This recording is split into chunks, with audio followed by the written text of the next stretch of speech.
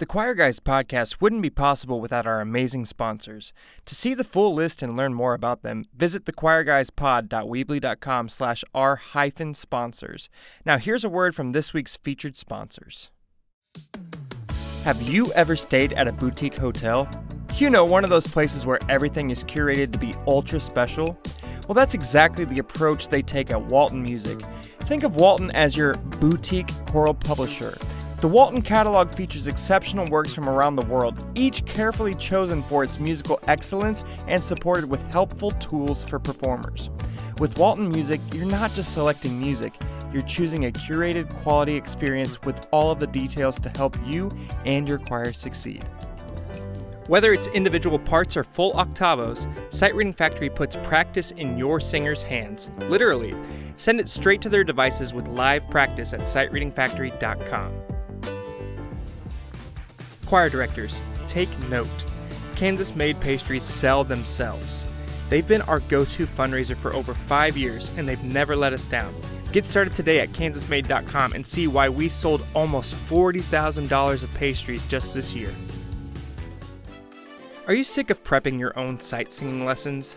S-Cubed has everything built in. Slides, examples, games, daily tips. Just download and go. No gaps, no guesswork, and no stress. For successful sight singing, use S-Cubed.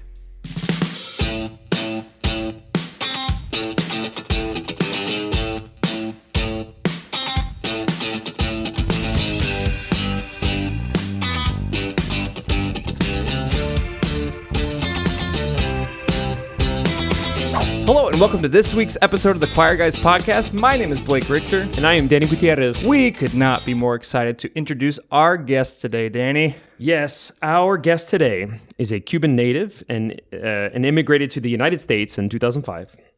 She earned her Bachelor of Music degree in Music Education and Jazz Voice from Florida International University. Wow. Yeah, and her Master's degree in Music Education from the University of Missouri. What? I know. I read that. I was like, Missouri. Way to go. She's a full-time choral director at Miami Arts Studio, a 6th through 12th grade public performing arts magnet school in Miami, Florida. Her middle school and high school ensembles have been featured at numerous venues across the country. These include Carnegie Hall and the Florida, Southern, and national conferences of the American Choral Directors Association. What has she not done? In 2022, her students performed in Los Angeles for the Summit of the Americas, a meeting hosted by President Joe Biden that brought together 40 presidents and leaders from the Americas and the Caribbean. Additionally, in the last 7 years, the students have recorded and performed background vocals for Gloria and Emilio Estefan and several music award shows, including the American Music Awards, the Latin American Music Awards, and the Latin Grammy Awards. In 2024, she conducted her students at the Miami show of Jacob Collier's World Tour. Man, what a man right there.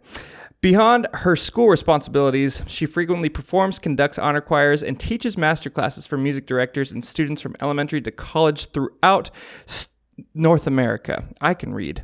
As a jazz vocal soloist and alto with the Jason Max Ferdinand Singers, she collaborated with Jacob Collier for performance at the Kennedy Center, the Lincoln Center, and recording projects, including a performance alongside Coldplay for NBC's Saturday Night Live and the 2024 BBC Proms Music Festival in London, UK.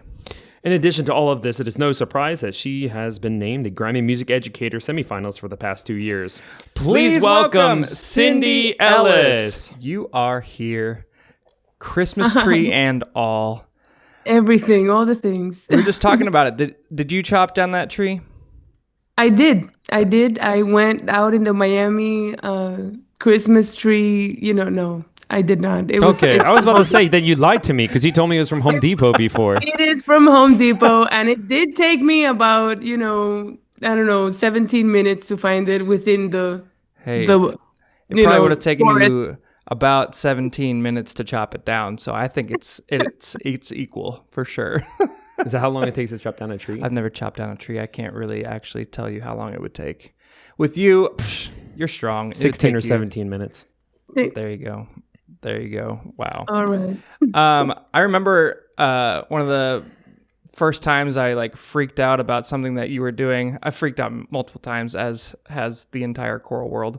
But I was just watching SNL one night, and yeah, as your bio stated, there was you and Jason Max Ferdinand, the Jason Max Ferdinand Singers, just hanging out with Coldplay. I'm just like, what the heck is going on right now? That's actually exactly how I felt. What the heck is going on right now? So I was just like, why are like all these people that I'm friends with on Facebook just like on NBC right now on my TV? So that was freaking cool. Cindy, tell us about your music education story. So it seems like you came to the United States in 2005. So you've done quite a bit since you've been here. So what is your story? How are you where you're at today, and what makes you Cindy Ellis? I was really late when it came to deciding what to do in college, and I liked singing, and my parents were teachers, so I was like, you know what, until I decide, instead of being undecided, like the undecided major, let me combine my love for singing with my parents being teachers, and I just always liked helping out, my teacher's grade and stuff. So I was like, I like the teaching side of things, and I like the music. So let me be a music ed major, because I had a friend being a music ed major. And let me do that until I decide what to do. And I actually just absolutely loved it. And I had great teachers at the local community college. And then I transferred over to Florida International University to finish, because I would have done the whole thing. Honestly, the professors at the community college at Miami-Dade College are amazing. But they didn't have the 4-year degree. So I had to transfer to FIU and then finish there. And then, I obviously loved all things music ed. And then in 2020, I was at the Music for All festival out in Indianapolis, and I met Brandon Boyd, Dr. Brandon Boyd. Yeah. And he was like, you know what? I'm starting this online music ed thing. And this was like 2 days before the pandemic happened. And so I remember this conversation like as if it was yesterday, because the trauma, right? Like we all left Indianapolis. And I came back home, and I was like, and I still had that replaying in my mind for the following like 7 months. Oh, thank you. I remember that conversation with Dr. Boyd, and I said, you know what? I'm at home. The things are weird. We're like Zooming and doing classes from home, so might as well get my master's. So I did my master's in music ed with Dr. Boyd, and that was in 2020. And yeah, I just, I love jazz, and I love singing, and I love rhythm because of my upbringing in Cuba. I was born in Cuba. So I just felt like, even though I never sang in Cuba, I was brought up in a rhythmic house. So I have a lot of rhythm in my body. I took dance classes in Cuba. You never sang in Cuba? No, I never Like you sang. never in a choir or anything like that? Nope. How about like in a Nope. church? You ever sing in a church or something? No, I sing in a church now. But This I is only dance. crazy. I'm trying to process in my brain a young But Cindy there's so, Ellis just like I feel like this is a trend of our guests. Like Roger Emerson never sang until he might not have even sang in college. Really? Yeah, he maybe started in college. Ryan Main, he didn't start singing until he was in college. Yeah, he was a late bloomer. So that's crazy. Wow. That's wild. So never sang, and then just decided to be a music education I major. danced. I sang in high school choir. It was just, okay. it was not in it. Like I have students now that are so serious. I'm telling you, they're like in 7th grade, and they're like, I'm going to conduct the choir at the concert. I'm like, you are insane. Like you're light years ahead of me. I never even had music in middle school, like at all.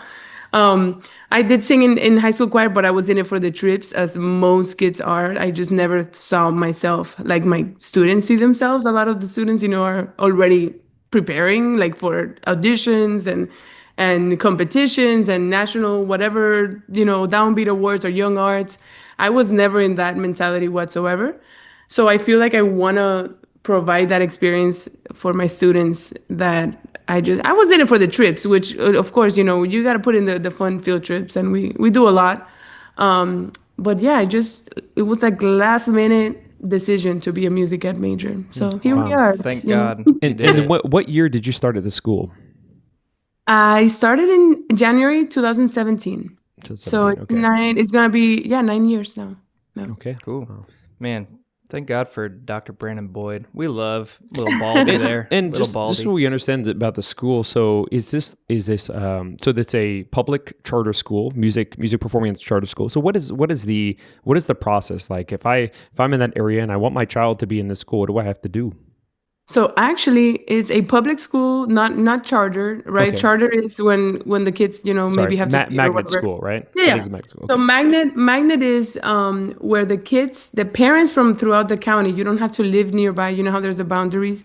We can take students out of the boundary of the area, and they audition at whatever you can prepare at 10 years old, which is like My Country 'Tis of Thee or Happy Birthday or like a very simple tune. They're not Twinkle, singing twinkle, little arias. star. At 10, exactly. You got that little perfect fifth? Mwah, you're in. Happy Birthday is hard to sing. That's what we audition our kids on for junior high choir from 6th grade to 7th grade. I'm like, sing Happy Birthday. It's easy, right? Yeah. It's that's right. hard for those kids. And how many students get accepted into the school? So every year, because of the capacity, we're at capacity at the school. We can't just take as many as audition, of course. So I have to cap every class at 35. This year I have 39 sixth graders. So every new, incoming class, I take about 40 just in case some people move, some things, life happens. Yeah. So I take about 40 with the goal of keeping 35 for 7 years. That's the beauty of what we do, that we have our kids every day from 6th to 12th grade. And the cap per class is at 35. Wow. Okay. And then how many would you say applied to the school? I don't know. Listen, for next year, the applications, this is a little, we're going to throw it out there. I don't know when this is, going to be broadcasted, but the auditions actually are next month, but the applications do close next week. I would say maybe we're like at 100 to 120 applicants right now for that 6th grade class. And then there's always, of course, a few, not many, because it's kind of hard to adjust transferring from another middle school into our high school. But we do audition some incoming freshmen. And let's say I audition like 100 kids average every year and pick 35. Okay. And let's say your graduating class right now at the school. How many seniors do you have in the school at that or in your program?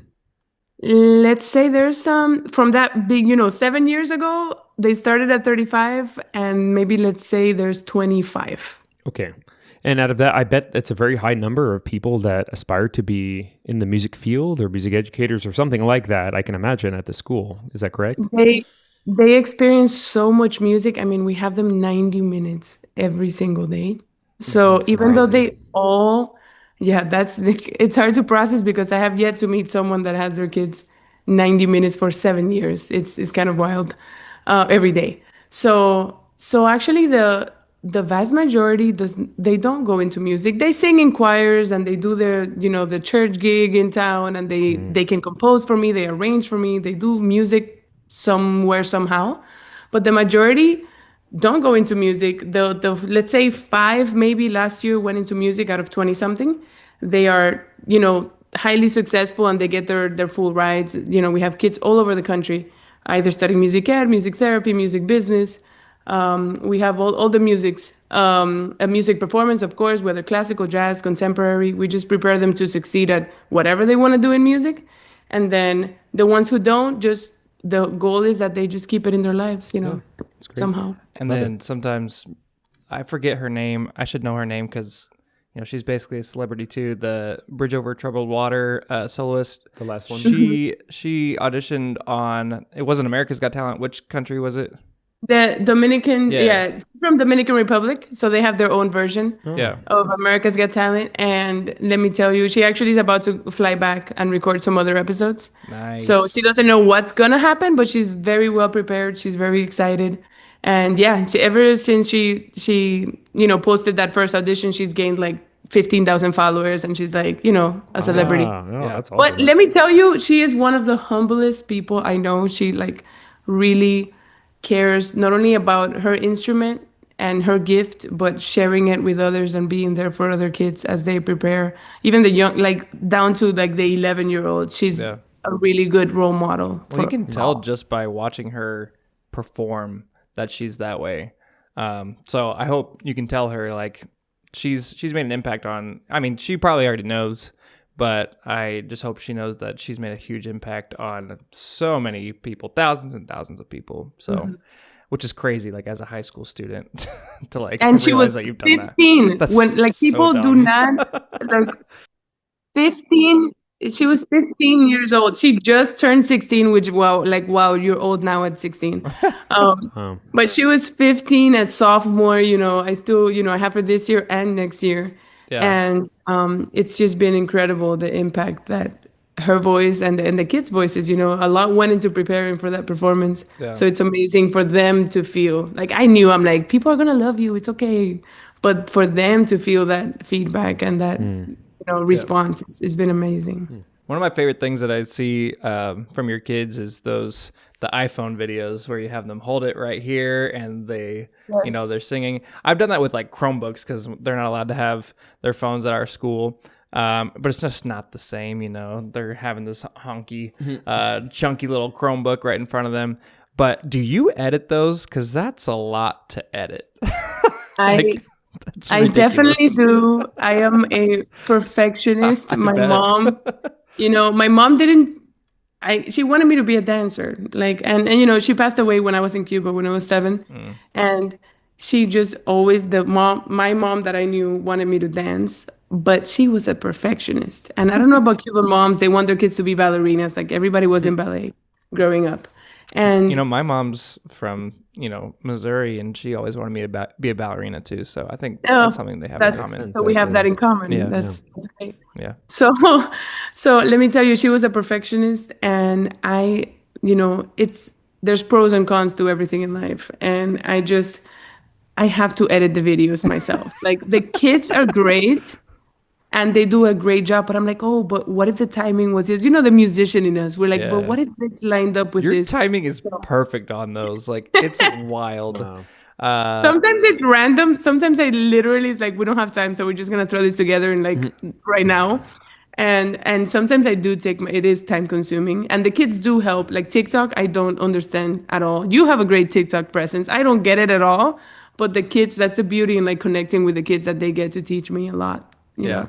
No, but props to you on that editing. Like that's because how many kids are in that group? Well, I know you probably have posted multiple choirs, but in your average group, how many kids are in there that you're receiving a video and then putting it all together? So it's hilarious. The first time we ever did it, I was just like, guys, can you airdrop me your videos? And I didn't tell them what I was gonna do. I was just like, can you let me turn on my airdrop?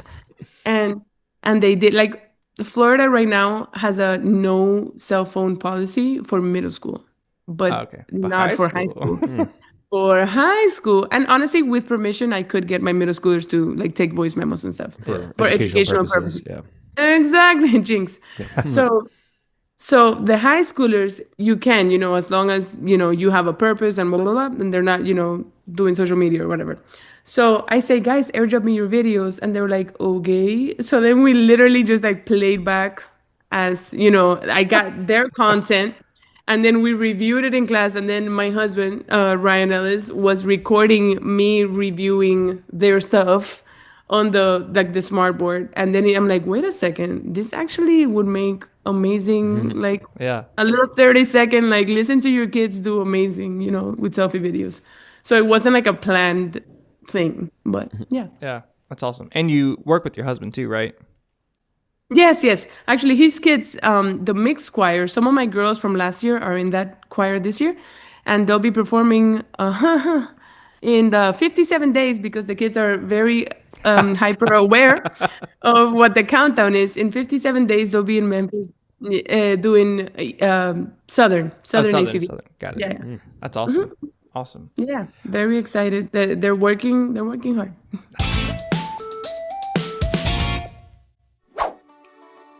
Encore Tours is your partner for international performance travel. Whether you lead a school, church, or community choir, they help you design custom tours that will hit all the right notes. You'll get dynamic venues, guaranteed audiences, and full support every step of the way.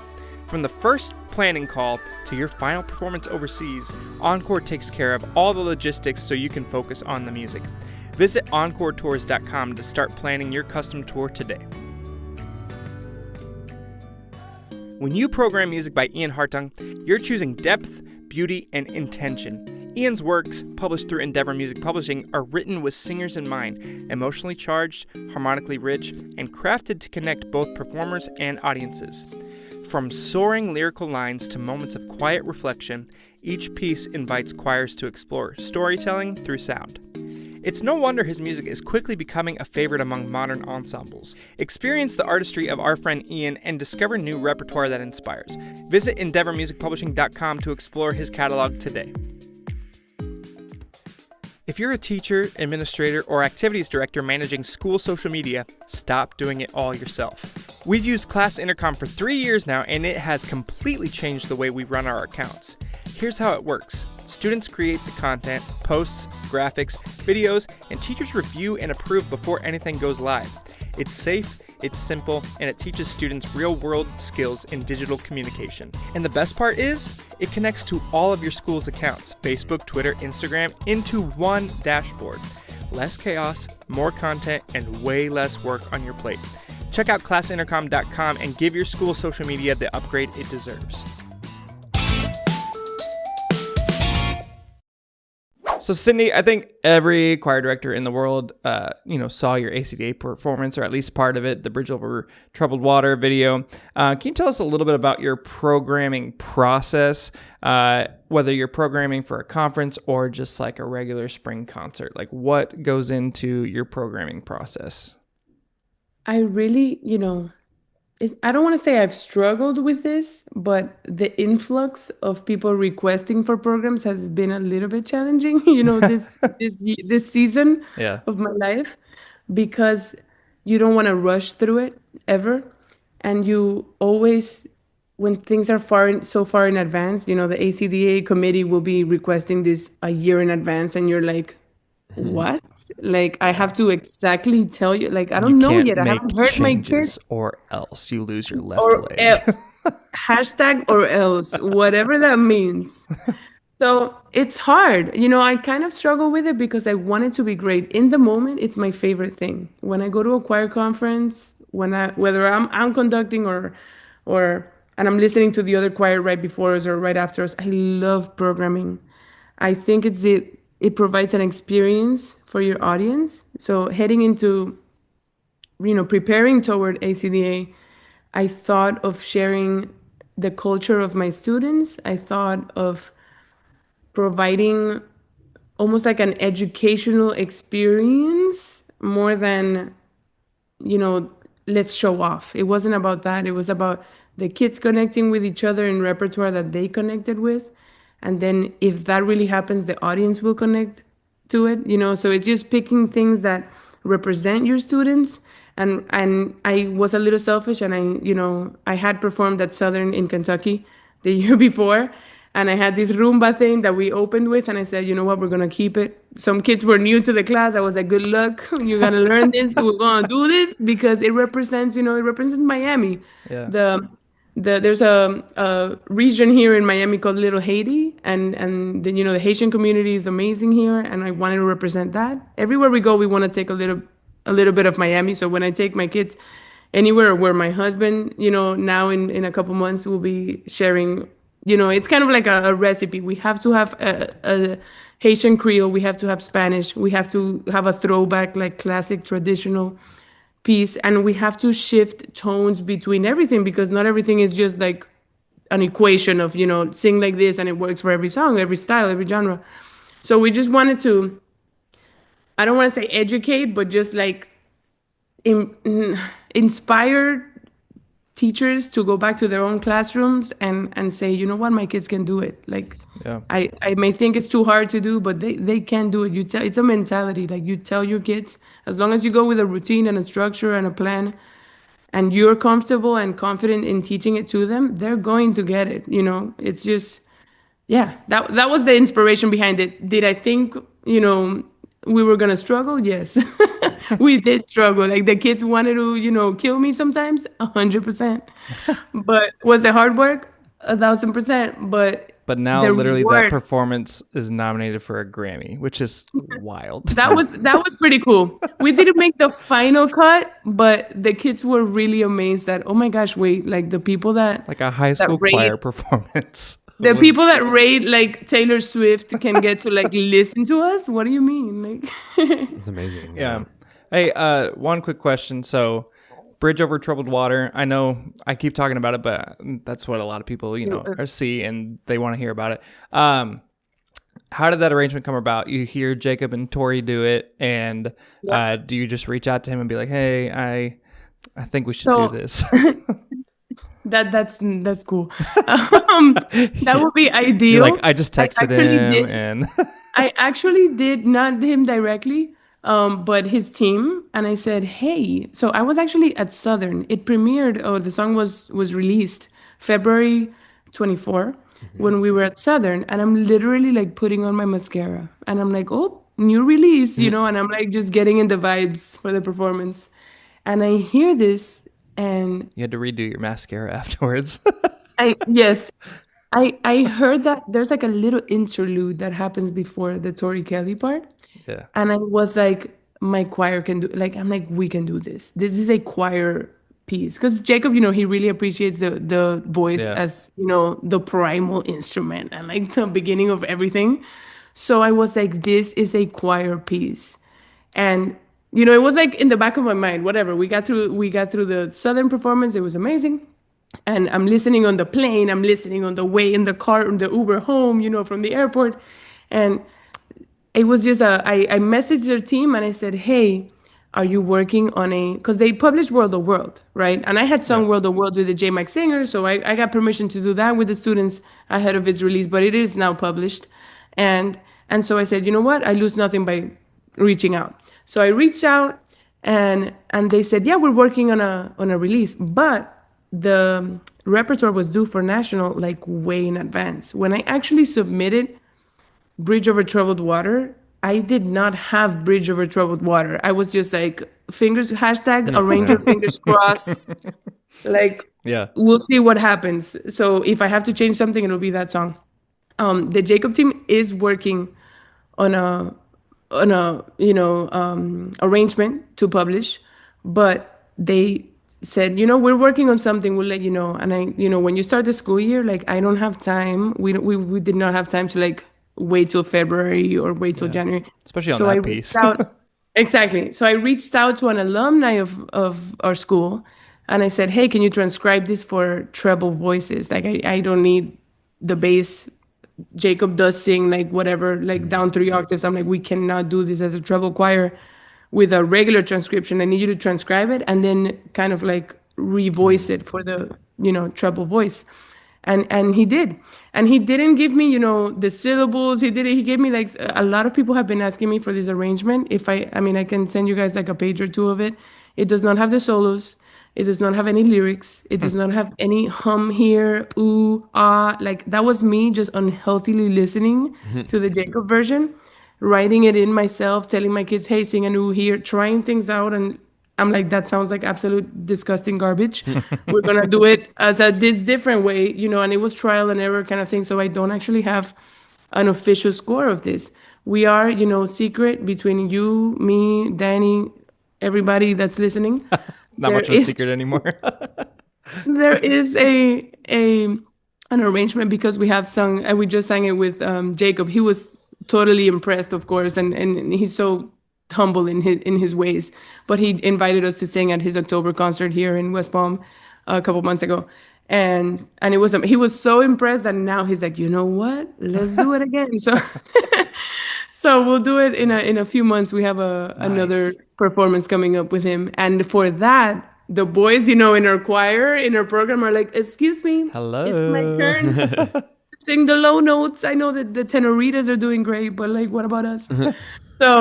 So Jacob is, finally working on the SATB and SSAA publishing of it. For that performance. I know a lot of people have been asking. That's awesome. I know, and you started that. Now we know. I just don't feel comfortable, and I'm not at liberty. This is not my. I did get his permission to do it with this alumni for National ACDA, but I can't just like sell this the arrangement, whatever transcription I have. It's not on me, it's not my work. So, patience is virtue. Yeah. Go. Well, wonderful. All right. So I have some questions, and I've been thinking about this for a while. I was thinking of what would be like so useful in finding out from you, and this is what I've concluded in my head that this would be the most useful. So, of course, it all is, but having sung with the Jason Max Ferdinand Singers, you've experienced his work from the inside.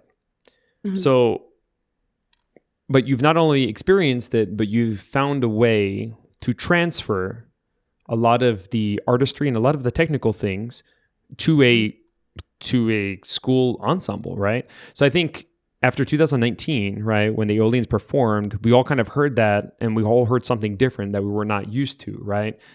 We heard this gorgeous, beautiful tone, but then at the same time, you heard this artistry, and you heard like different uses of vibrato, different uses of the tuning concepts that were happening.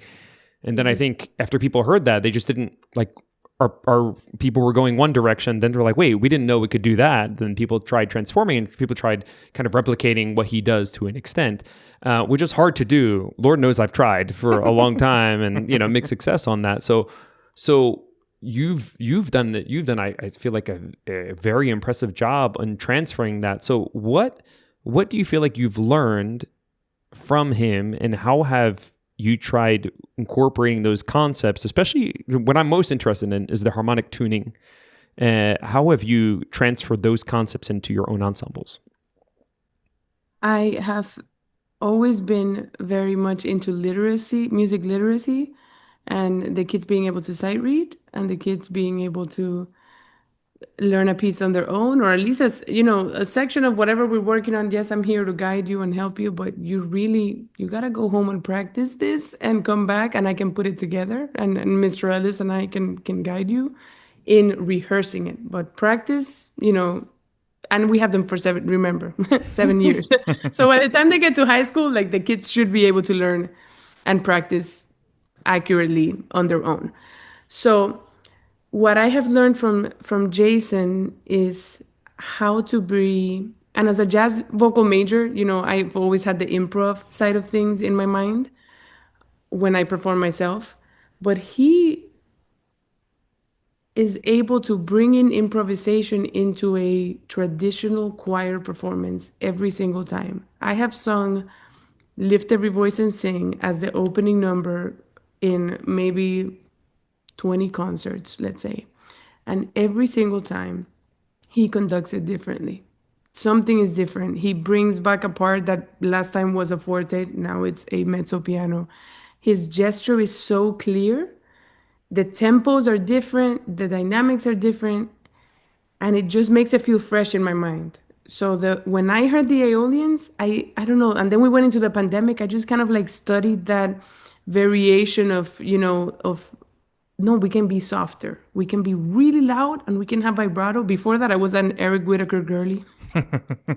Love me some Eric Whitacre. Hey, I think that was my wife's first crush, so it's fine. Light and gold.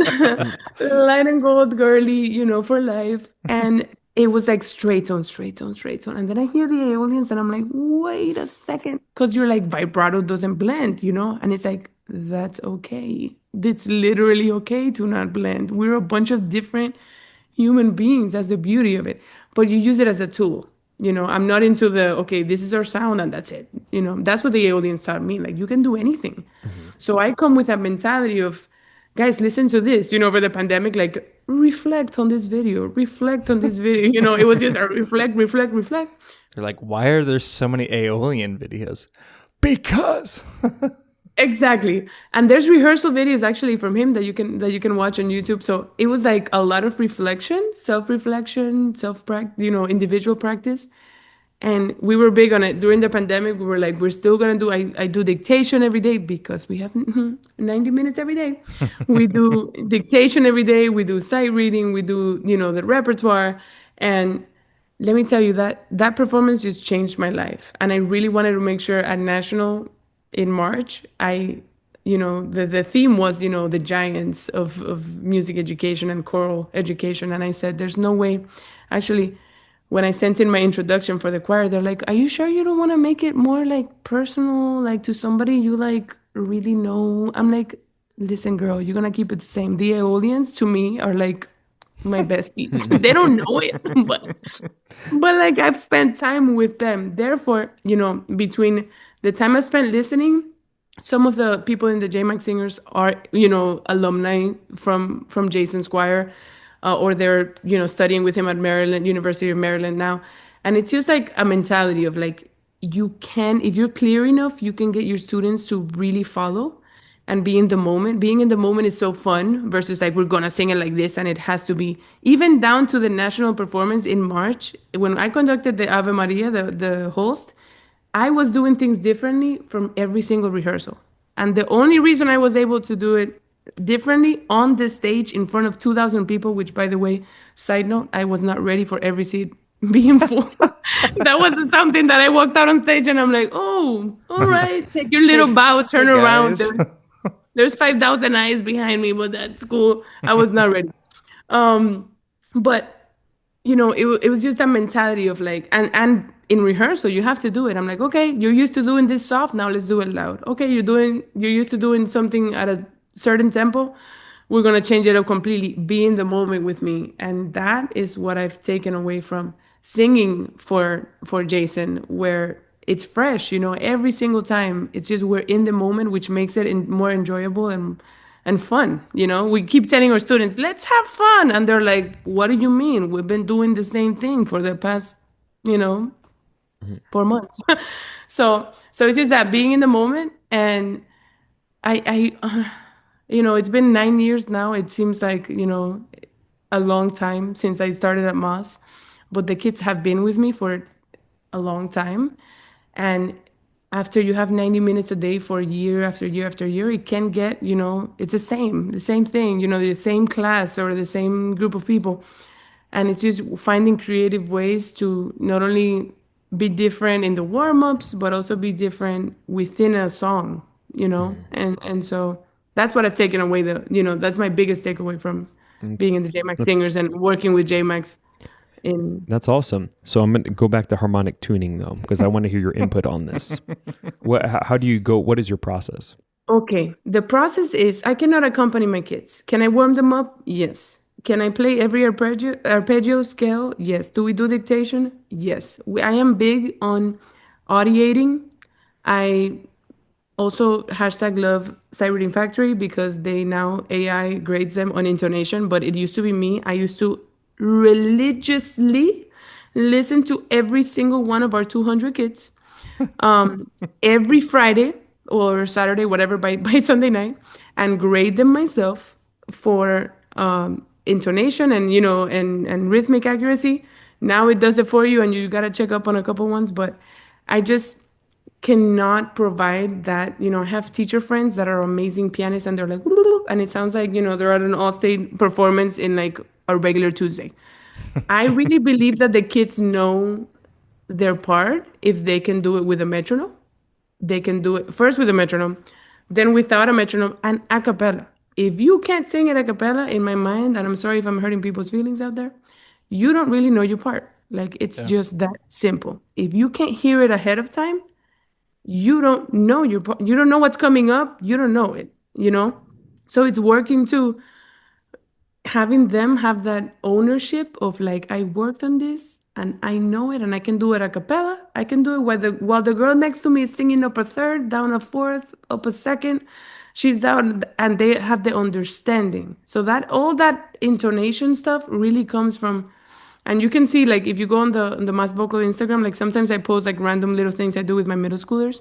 The middle school years are foundational on what we can do at the high school level because I spent, year after year, 6th through 8th grade. That really sets up, what we can do in high school because I do dictation for, hours and hours over 3 years. And they just show up as a freshman. Honestly, some of our freshmen it's like they're junior seniors in high school. They've been with me for 3 years every single day. They're bound to, they almost they're almost like mini versions of me. So they're calling each other out. They're like, you're flat here. They do it. They do the job for me. I'm like, okay, guys, I'm just waving my hands, keeping it fresh over here. They're telling each other. Oh, last thing I'll say about intonation and the harmonics and everything. I am big on posting things on YouTube unlisted, like rehearsal videos, and having them be the ones that say, you know what, this sounds great, but we can improve this and this and this. And they'll put timestamps and everything on like, hey, at second, whatever, minute, blah, blah, blah, I'm sticking out. Or sometimes they just watch and say, you know what, expressive singing is not really happening. We sound good, we look good, but like our facial expressions are, so just having them take the ownership of everything, and me being the kind of like the captain of the ship, but everybody has their own little job within the performance, has been amazing because they're the ones. The moment I'm the one telling them what to do, what song to sing, how to sing it, what tone to use, so I'm big on including them and having them take ownership and give each other feedback, whether negative or positive, or so it's long story long, a lot of melodic dictation in the middle school years. If you don't have them for middle school, then you can still focus on that freshman class and do dictation even if you do it like as a warm-up, like, hey, I'm going to play something on the piano, sing it back in solfege, or write it down. The kids love structure, so you say, hey, number your a paper 1 through 5. I'm going to play whatever, you play a little pattern, do mi so, or do re mi fa re do. Write the solfege down. You can do dictation in like baby chunks. You know what I mean? It doesn't have to be like full on like academic. Let me play Mozart and you do the chord progression. Like that's crazy. After 7 years, can they do it? 100%. But you know what I mean? Like it's just foundational things happen, at least in mass vocal in the middle school years. The kids are sponges, so you hit them with structure and they're gonna soak it up. And then having them take ownership of, I practiced. I'm not letting my team down. My section is my team. One of us falls, we all fall. One of us does amazing. My section did amazing. My choir did amazing. So yeah, just I will say that it does help to have an ear. It goes back to my mom. Everything back to my mom because I want to make her proud in everything I do. And she was the perfectionist, the OG in my mind. And I do have an ear for, even though I never was like this in high school or middle school or prior, I was just a dancing kid. I do hear when like things, when the tones are not matching. I don't know, I'm that person that you can look at 300 people and notice who's not doing what the rest of the kids are doing. I don't know if you guys are like that, but like it stands out. It's like you're putting a spotlight on whoever's not doing, it, or whoever didn't prepare, or whoever. I do have an eye for that. So it's just that perfectionist mentality of like, that's great, but we can improve this, which in a way sometimes is detrimental because you're never congratulating the kids for like how amazing they're doing. You're always looking for what to improve. But that's just my mind is wired somehow to be on the side. I'm also a runner, so I always want to beat my own time and I always want to, have my personal best. So I always want to say to them, that's great. Let's fix this and this and make it amazing. So okay, yeah. so like a practical example, let's say the end of World O World, right? There's those big chords at the end. Let's say the unsimplified version. So the chord is playing, you hear something out of tune, and you need to fix it. Let's say, I don't know, I don't want to give it like a specific part or something. Let's just say something's not quite clicking in the chord. What is your process to fix that chord or to work on it, to improve it? I isolate whatever that note is, whoever's on that part. Sometimes we adjust who's on that part. It's not that the kids cannot sing the notes, they can, but somebody's tone will fit the balance better. Somebody will be more aware to the balance. So somebody, some kids are amazing, they have a great ear, but they sing super loud. And it's like your voice fits better over here, right? And we do everything on solfege. I'm gonna say that one more time. Everything. on solfege. Because solfege is understanding of where you are as a vocalist. We're not pressing anything. I have my hand signs and I know where I am on the scale. And we may not agree what those hand signs are, but it's a button. And the kids from sixth grade, and it's that thing where like, it's instant assessment. Somebody's not doing their hand signs. I'm like, hey, join the class. And so after years of that, it the kids are really, really, really hyper aware at, the intonation and calling each other out and blah, blah, blah. But my approach would be, let me listen to whatever part is out of tune. Okay, no, it's not you. It's over here. We found it together as a unit. What do you guys think? Get their reflection on it, get their feedback. And they're the ones that say, you know what? Sometimes it's them. I'm like, it's me. Miss, can I sing this do over here? Because she sounds better right over there. And it's like, amazing. Children, you guys. Thank you for doing my job for me. Thank you. That's what I we just need. wave my hands. I wave my hands. And you guys are the, because in reality, think about it. Like I tell them all the time, I'm like, you are the one singing. I look foolish up here. I literally am just like doing this stuff, and you guys are the ones doing the work.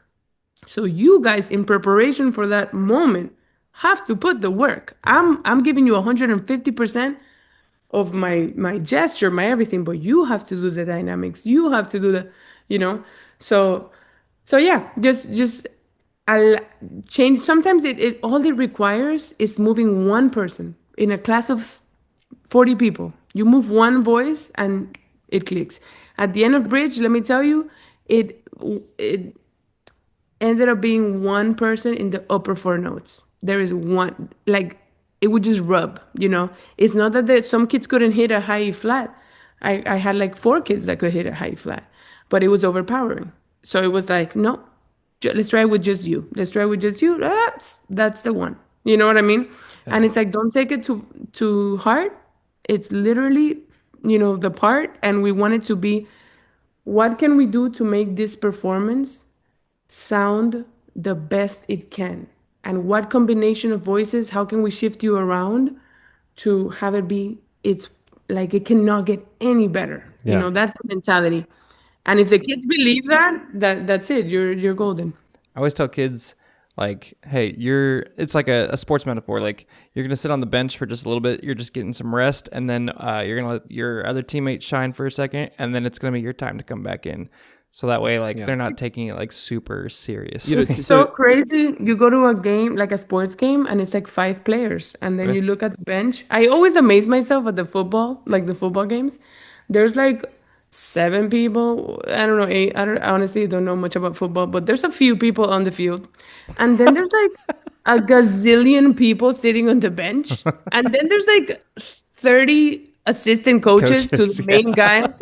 And then there's someone that just pours water, and I'm like, what is going on? No. But the lead people are the lead people. And you know what I mean? Like, you just, what is going to be our best chance at having our best performance? You know what I mean? And that's a certain combination within the voices you have. And some years it's these people, and the next year, what is a different combination? And we just got to be able to adjust and not take it personally and say she's just, or he's just trying, or they're just trying to make it the best possible. That's our job. Yeah, I think that's a great point. It's funny because I experienced something like that today. We were working on this very challenging passage, and I was having to maneuver. I had all the sopranos and altos. I was trying to maneuver their voices in the right spot, and for a second I was nervous. I was like, I think I'm going to ask a high soprano to sing like an alto 1 part, even though I know she can hit those notes. It's just working out better for the chord. So I was nervous about it at first. And then I just said it.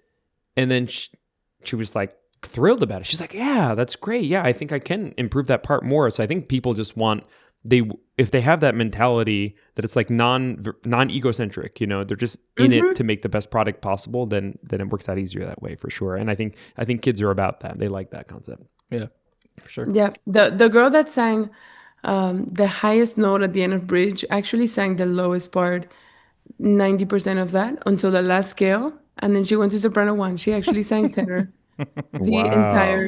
the entire song, and that comes from understanding I have this range. I'm going to be there for my team. For 90% of this song, she was singing the low E flats, F, low E flat, low E flat, low E flat. And remember, the song has never been done by a How choir. about for the other pieces? Did she do that for the other pieces too? She sang alto or soprano? In World, she has sung, I think she's tenor. Yeah, tenor one. It's just, she just understands, like, I sound really good. Not only that, but I can lead a Yeah. tenor sectional. Yeah. I can be in tune. She has a great ear. So my voice is best used over here. And then at the end, I'm the one that has to carry. And that's, that's a Yeah. lot of pressure. Yeah. But But I mean, like in the other pieces, like the Holst and the Sydney's piece. she was singing alto in the host, and in Sydney she was never actually singing soprano one except for Wow, that. that is so cool. the And then she very just had a end. gorgeous high note that just boom Yep. at the end. That's awesome. Love I love that. it.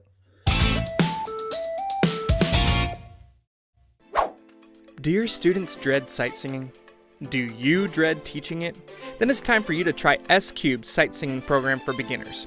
Created by middle school teacher Dale Duncan, S-Cubed is part method and part philosophy. 3/4 learning and 1/4 fun.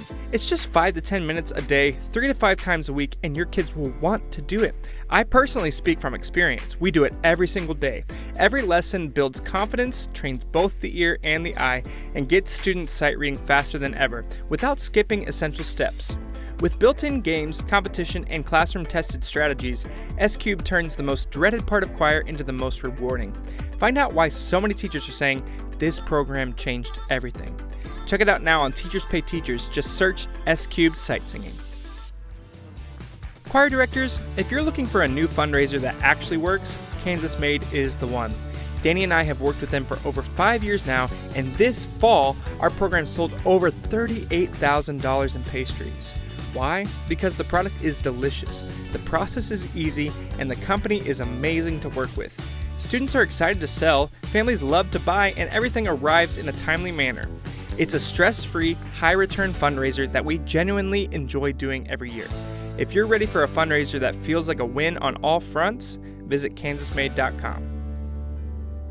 If you're still printing sight reading examples or spending hours creating them yourself, stop. Sight Reading Factory lets you instantly generate unlimited sight reading exercises for your choir at any level, in any key, with your choice of rhythms, intervals, and even solfege. But here's the kicker. SRF now includes auto assessment and gradebook integration, so students can complete assignments independently, get real-time feedback, and you get grades without lifting a finger. Plus, you can send individual parts or even full octavos straight to your singer's devices with live practice. You can get all of this for as low as $3 per student. Check it out today at sightreadingfactory.com, and thank you to Sight Reading Factory for sponsoring this portion of today's episode.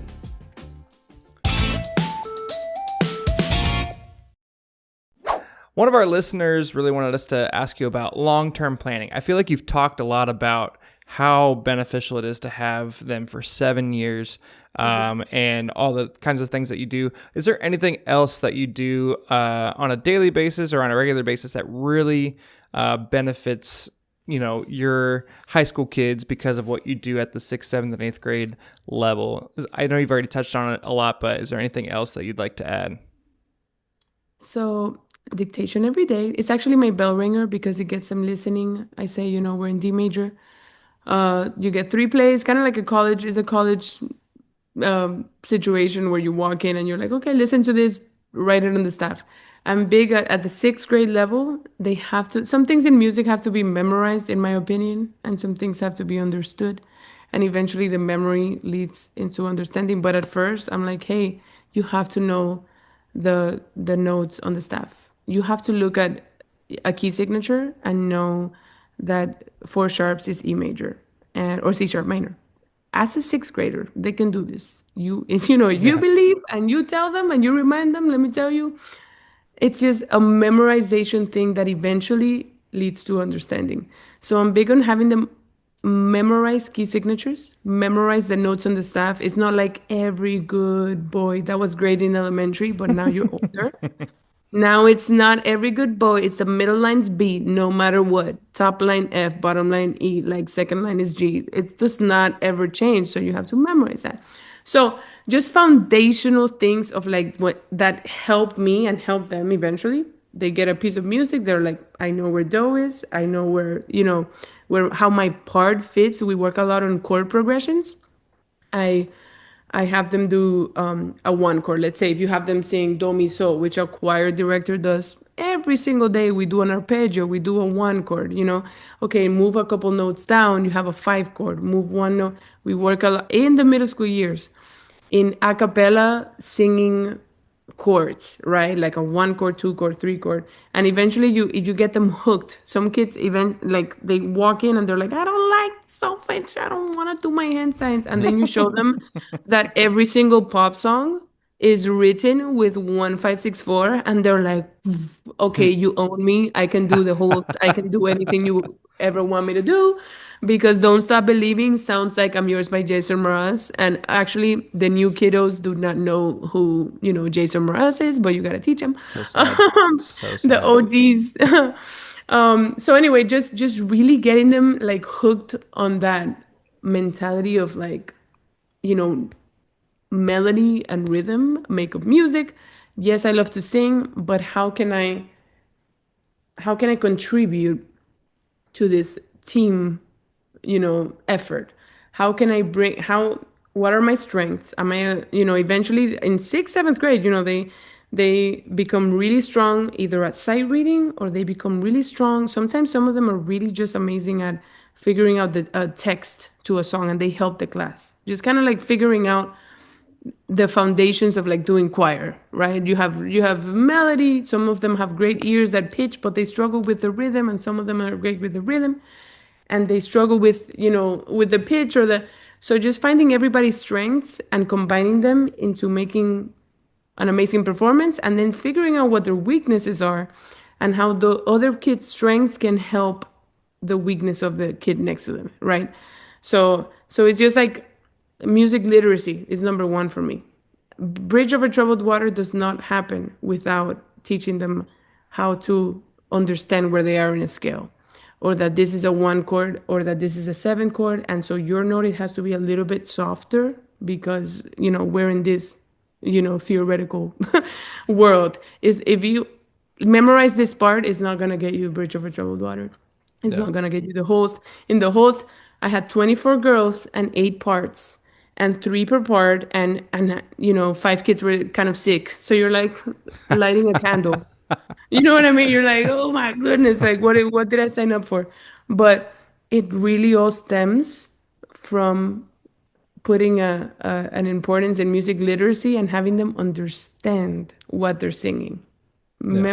Memorizing is great, and I'm a fan. I told you, for certain things, but not for their part. Their part has to be understood, or it could be better. You know what I mean? And I want it to be the best. Yeah. Do you have like a written out curriculum or a way that you want everything scaffolded throughout your program, or do you just kind of like have it in your mind of like, this is what we're doing this year, this is what we're doing the next Yeah, year? yeah. After now, the last couple classes have been with me since sixth grade. Some of them do, they kind of go off into their own worlds. Some of them go into the mixed choir. I do. I don't do the mixed choir. I do the treble choir in high school. I have a couple a cappella groups, so I am also into the pop jazz a cappella world. Yeah. And then my husband does the mixed choir, so it's been very interesting to see some of the students that I've had be in my women's choir, be with him. But they all carry this, like, you just have to care for what the team is doing, and the curriculum, honestly, yeah, after a while, it's like at the end of sixth grade, you have to be able to sing a scale in thirds, a scale in fourths, a chromatic scale, while the person next to you started 2 seconds before you, or two notes before you. There's certain things I don't have it written down. I have certain things written down. I definitely have a lot of stuff written down about melodic dictation, because I love melodic dictation. I can teach anything through it. Dynamics. Okay, now let's do it as a canon. Okay, now you compose. Lately, I've been into them composing their own dictations, and I've realized why am I boxing my kids into the Florida all-state levels of sight reading? Like, they really just are amazing composers. They just don't know they are amazing composers. I'm like, hey, you know what? You can use 16th, eighth notes, and quarter notes only today. Be in this key. And they come up with the craziest things. And I'm like, my only rule is that you can sing it. And they can. It's like literally disgusting. I'm like, I hadn't even sung like a note when I was your age. And here you are doing things that like college kids are struggling with because it's the teacher is the one that has to guide the ship. So it's just the curriculum really becomes, honestly, it has shifted through the years because what my sixth graders were doing 5 years ago is not what my sixth graders are doing now.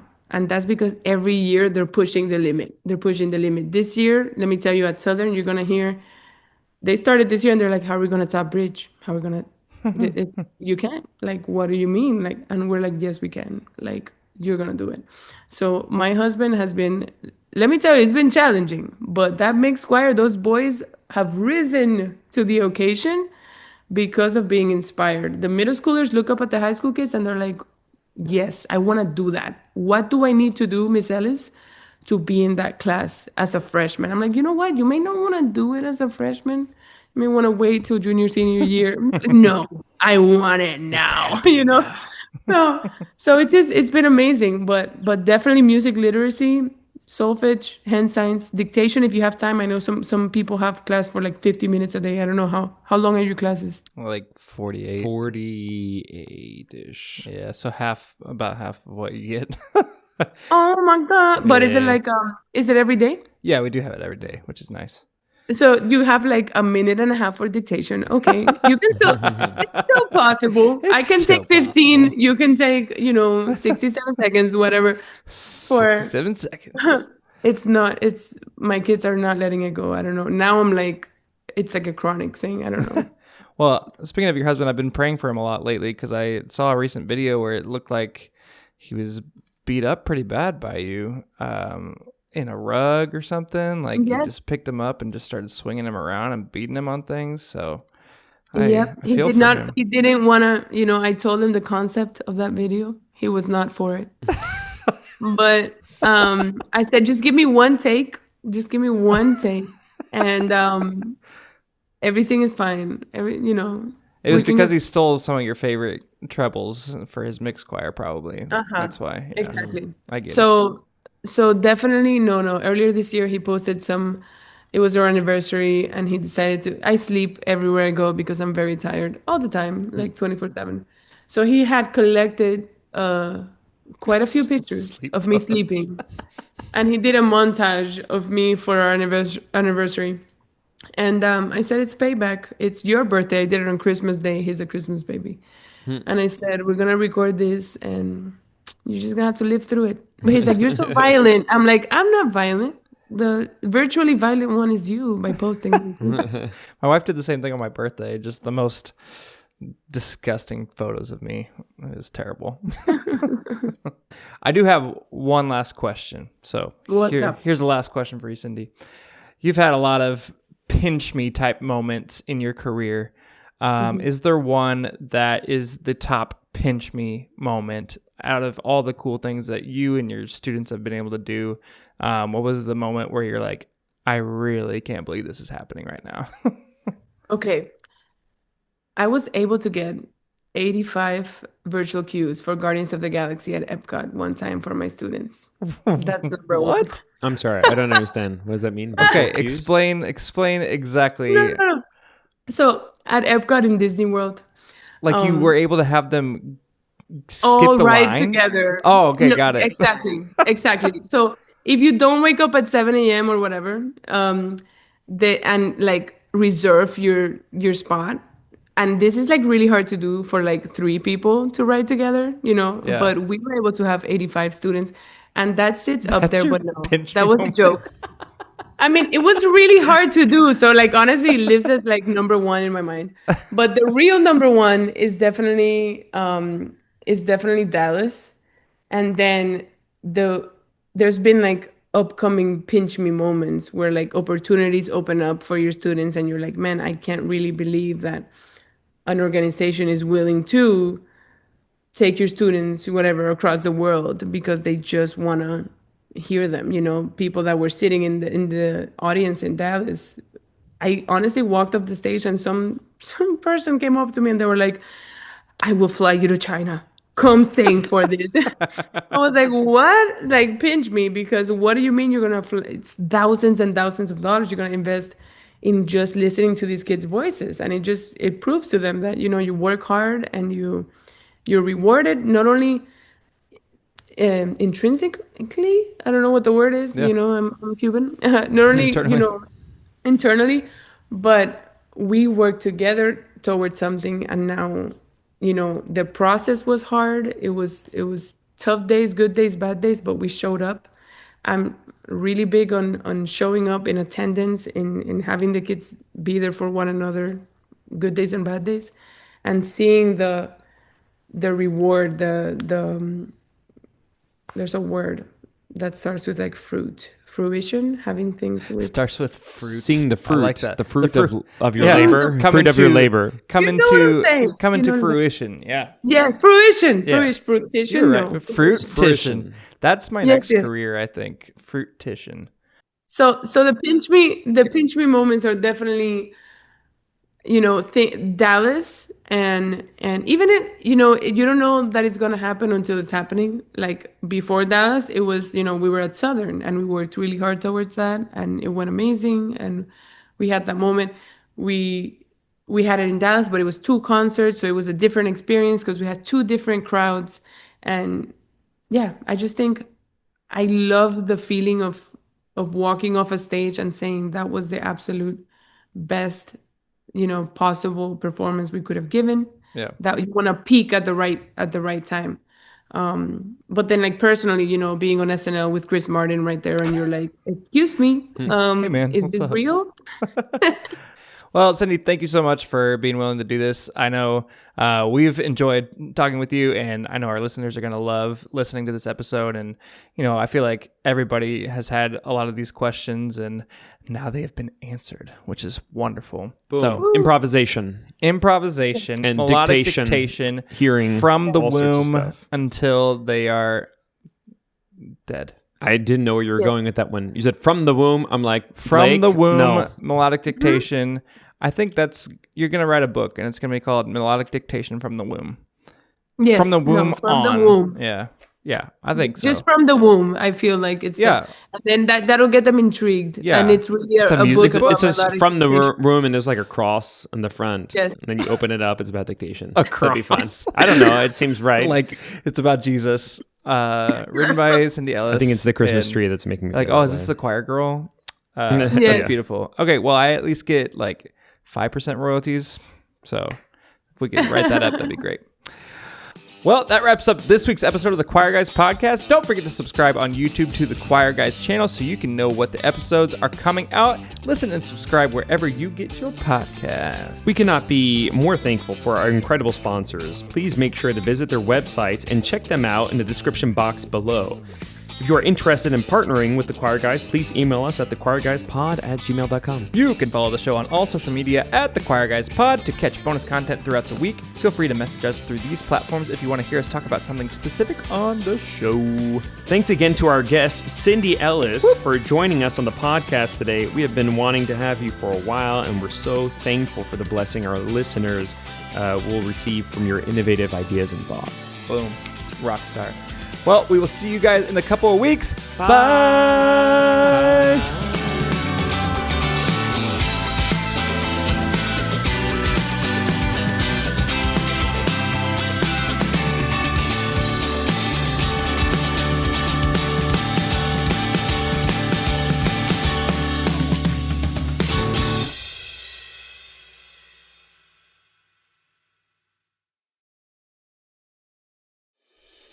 With over 800,000 sheet music titles and growing, Gateway Sheet Music should be your first stop when you're searching for the perfect piece.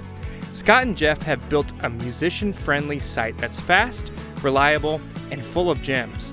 And if you still can't find the piece you're looking for, just call 314-894-7000 and they'll go the extra mile, because when it comes to music, we know our sheet. visit gatewaysheetmusic.com today. Pavon Publishing is delighted to be a supporter of the Choir Guys. The choral arts and singing are what they are all about. The goal of the company is to provide practical resource materials and creative performance selections for both church and school choirs of all ages. Please visit their website, pavonpublishing.com, to explore their various offerings today. We've used Class Intercom for 3 years now, and honestly, we're never going back. It keeps everything organized and gives our students a voice. Visit classintercom.com to see why it works. Endeavor Music Publishing supports creators and celebrates amazing choral writing. With composers earning 50% royalties, it's a model built on respect and artistry. Explore Danny's new piece, Fortes Fortuna, and their full catalog at endeavormusicpublishing.com. Encore Tours helps choirs perform around the world with guaranteed audiences, stunning venues, and expert support. Start planning today at encoretours.com.